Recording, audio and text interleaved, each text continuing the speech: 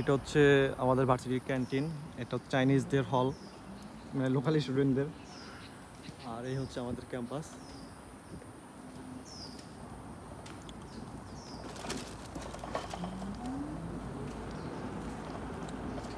এখন স্টুডেন্ট সবাই ছুটিতে আছে, যার জন্য একদম ফাঁকা। এখানে কাজ চলতেছে। এই যে এটা ক্যান্টিন।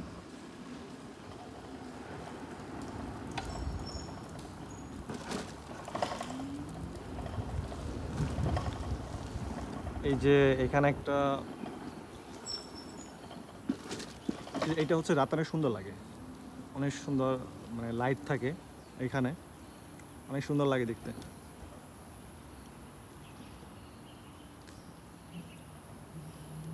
আমাদের ক্লাস হয় 8 তলায়, মানে হচ্ছে যে একদম উপরের নিচেরটায়। খুবই সুন্দর লাগতেছে, বৃষ্টি নামছে হালকা।